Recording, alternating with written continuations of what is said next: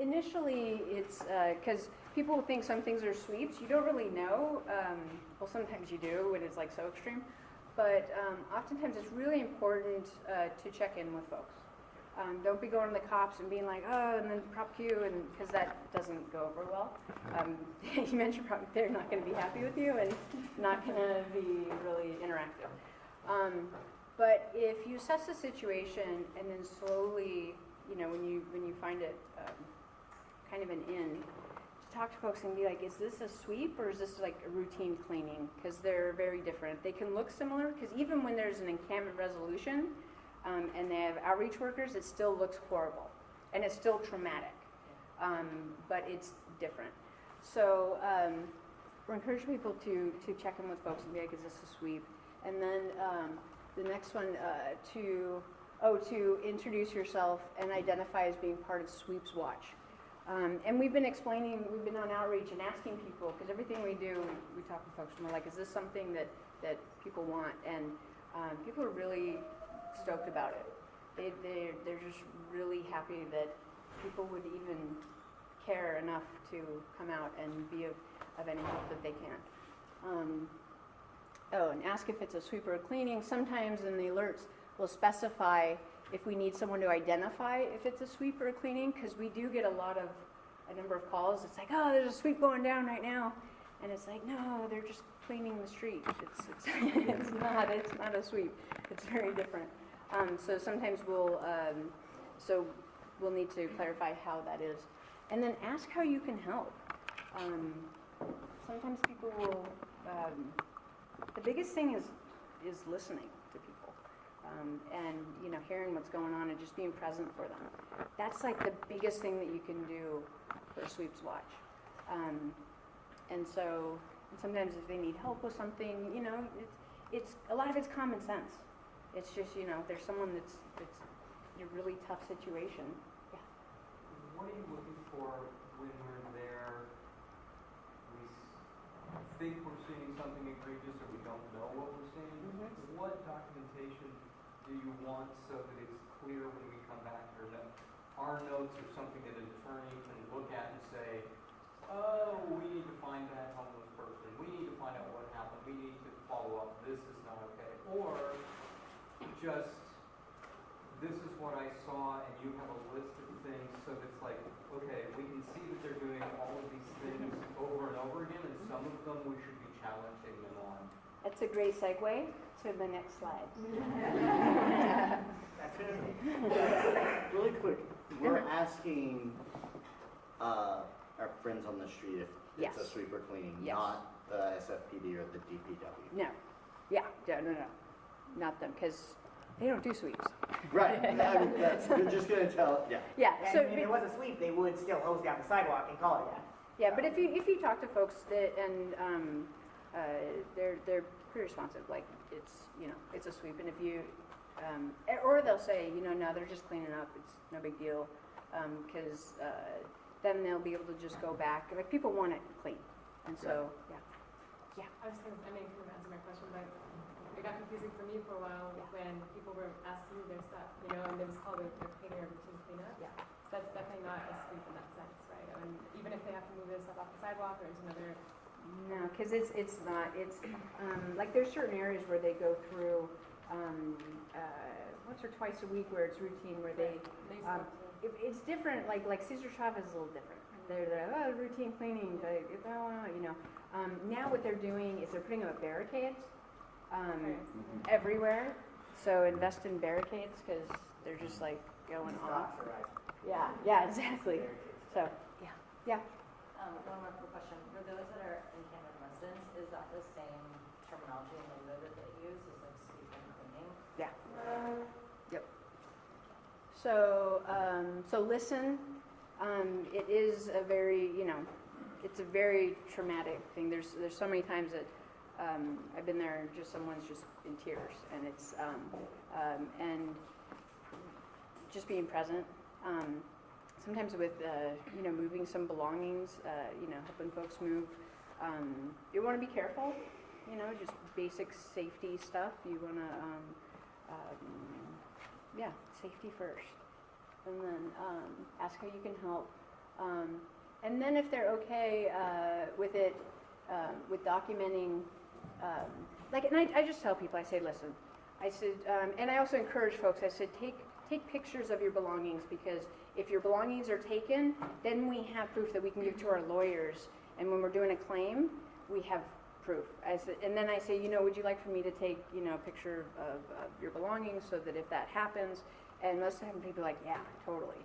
So it's, you just kind of got to gauge it, but most people are very responsive with that. And if you explain why, because, you don't want to be just invading someone's space and be like, because they get plenty of that anyways, where, people will be driving through and acting all stupid, taking pictures, like, it's just disrespectful, and it's pretty basic how. Documentation, so if they feel comfortable with documenting it, really the big thing is to be communicating with people. For bigger sweeps, more than likely, there'll be someone from the coalition down there that will kind of take the lead, because we've been through many, many, many of these. And so I kind of explain this. If there's something and you're seeing and it doesn't look right with someone's belongings, where it doesn't look like trash, report it. That it doesn't hurt. If you keep your distance and you're not, getting up in their face, you can report it. And then you can send it to us, and we'll show in the next slides here where you can send it, and then we'll get it to the right place. But like people's faces don't, there's this thing I think called like poverty porn, where it's like you don't want to exploit people. This is more to be support, and then document in a way that's respectful. These are traumatizing events for people. If they don't want to be recorded, don't record them. And it's not, it's more about recording like DPW or SFPD doing something there. So, what types of documentation? There you go. Yeah. This is going to be all in the handout that we got for you that we saved till after, because it would have been like a spoiler. I couldn't listen. And so a lot of the things like time, date, location, and I gave a handout, 2 of them, that are examples of write-ups that I've done. I did, when I used to do outreach for an agency, I couldn't write. Coalition, I could totally write about what's going on, what people are, saying on the street, and, what's going down. And so I started writing about it. So I gave a couple examples, and I tend to be long-winded in them, so we're not expecting that from folks, but these are specific things: time, date, location, estimate number of encampment residents, tents, tiny homes, who's doing the sweep, SFPD, CHP, DPW, CalTrans. That gets confusing sometimes, but usually if you just look really carefully what it says, you can kind of figure out. If you have I ask people, I said, well, if there's police there, what are the police telling you to do? They're telling you to leave. Did you ask them where you're supposed to go? Yes, they didn't say anywhere. They said just to move along. Okay, like these are important questions to be asking. Like, what else did they tell you? What are you being instructed to do? Recently, because we've heard that there's nowhere to go, or like they just tell them, or to a different district. But right now it's did I mention this, where they're saying, now they're telling them where they can't go, which was new. That was like last week, and I was like, that's a new one. There's areas where you can't go because the encampments were resolved. So those are resolved areas.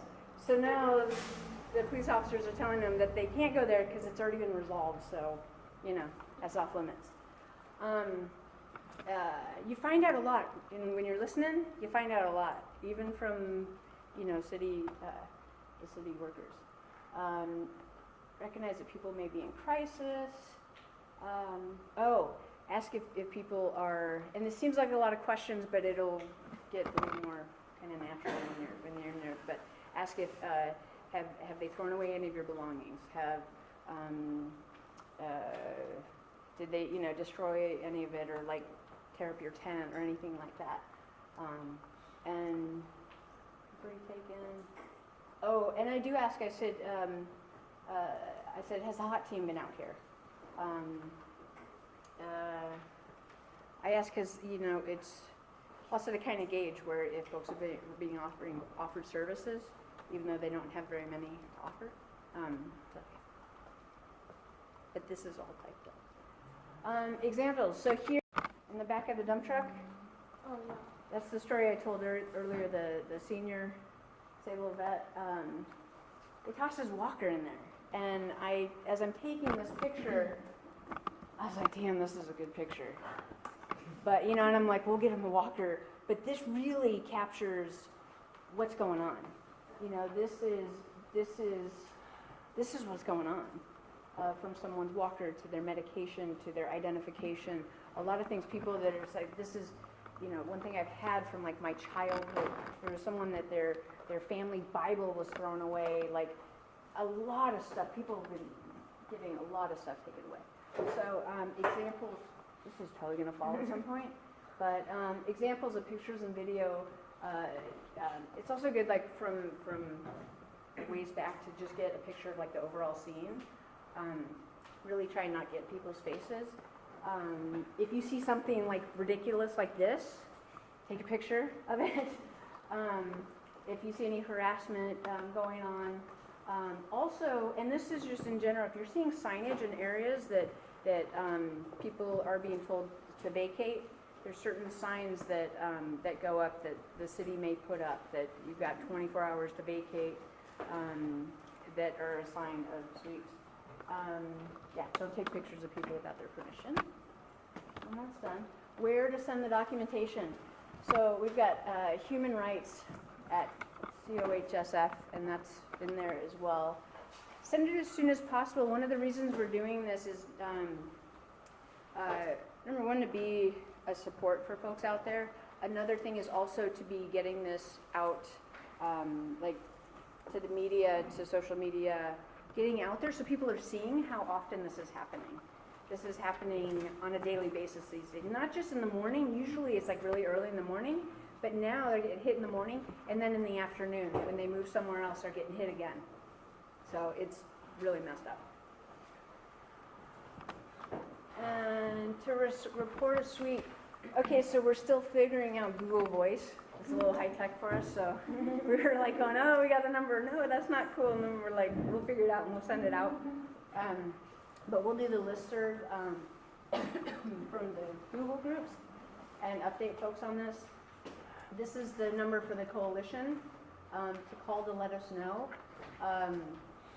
If you're able to stop, a lot of times people, I was driving by on the bus and there's sweep going on. Often those are cleanings. But if you're out there, you know, just talk to someone like you talk to anyone else and be like, hey, is this a sweep going on? If it is a sweep going on, you'll want to give us a ring so that if we need to, and really for the bigger sweeps, we tend to find out a little bit beforehand, so we'll get a notice out like, hey, tomorrow, the next day, there's going to be a big sweep, often early in the morning, very early in the morning, and so we'll put out a larger call for folks to come out, and we'll be out there as well. And donuts and coffee is always a good thing, but then it's cool for more folks to come out. But even if you're just on your own, you know, to document, and even the little things is showing how often it's going on. Can we text that number as well? No, because that's the office number, but that's where we're doing the Google Voice, but we just need to figure it out. And then we'll send it out to folks. Okay, so this was kind of at this point, as I was doing the PowerPoint, I'm like kind of over it, and so I'm like, oh, okay, so there's not, so maybe it'll improve down the line or something, but I had to come over here. So introduce yourself to encampments, identify yourself as part of Sweeps Watch, ask if it's a sweep or a cleaning, act with compassion, use common sense. Don't run up to SFPD and yell, what the fuck you doing? That doesn't go over well. Don't approach the camera out frailing it around, and don't act like an asshole. We were trying to think of better, and we're like, no, that kind of covers it. And then, questions? So it was like, yeah. Okay, questions. Yeah, go for it. You mentioned earlier you were getting lawyers involved. Mhm. So, like, what is illegal for them to do during the sweep and what is legal? If it's someone's belongings, It's illegal for them to throw them away. And right now they're being extra careful because we had lawyers at the city hall, and so that kind of, gets their attention. So they're being careful with that. Right now, there's a lot, as he was talking about initially, there's a lot of anti-homeless laws. We've got, you can't sit, lie down. So it's a challenging one. But if it's with people's belongings and they're like, no, these are my belongings, that's where we can file claims. Yeah. So let's say we take documentation or they're throwing this stuff away. How do we connect the people living on the streets back to you guys for help? Like whether it's to try to get their stuff or whether it's to do a lawsuit. Like how, because they're living on the street, so how do we walk them over or like? We have a card because we're actually not a social service provider, so it's a little different. So you send them to Colleen at St. Anthony's. It's just You end up coming to like clothing Yeah. stuff if once they get all their stuff taken. yeah. And so with us, we can connect them with to file a claim with the lawyers. But how would they connect it? That most of the time they don't have a number or something. Oh, and we need to get folks where's my iPad? We'll have folks sign up on the Google group.